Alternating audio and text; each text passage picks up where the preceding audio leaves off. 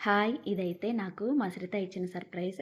November 21 వచ్చేసి నా birthday ఉంది. అయితే తిథుల ప్రకారం ఎప్పుడు పౌర్ణమి రోజైతే చేసుకుంటూ ఉంటాను.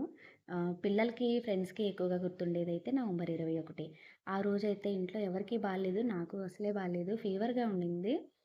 ఒక 2 వీక్స్ నుంచి అలా ఇంట్లో ఇబ్బందిగా ఉంది. అయితే 21 రోజు ఈవినింగ్ వచ్చేసి శ్రిత ఈవినింగ్ ఇలా పిలిచి కబోర్డ్ ఓపెన్ చేసి తీయమంటే హ్యాపీ బర్త్‌డే అమ్మ అని చెప్పి చిన్న గ్రీటింగ్ కార్డ్ అయితే ఇలా తయారు చేసింది. చాలా ముద్దుగా అనిపించింది. నాకైతే చాలా హ్యాపీగా అనిపించింది. ఆ ఫోటో అయితే మ్యారేజ్‌కి ముందు దిగిన ఫోటో అనమాట. పెళ్లి చూపుల కోసం ఒక 4 ఫోటోలు దిగుతాం గదా!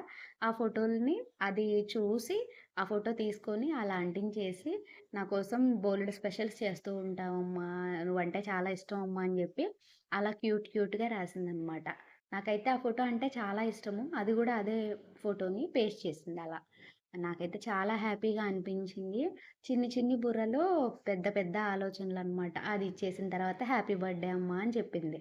కేక్ కూడా కావాలని అడిగింది గానీ, అందరికీ ఫీవర్‌లు అలా ఉన్నాయని జెప్పి కేక్ అయితే అలో చేయలేదనమాట. సిద్ధుకైతే బర్త్‌డే అన్న విషయం కూడా తెలీదు. శ్రిత విష్ చేసిన తర్వాత ఇలా విష్ చేస్తూ ఉన్నాడు.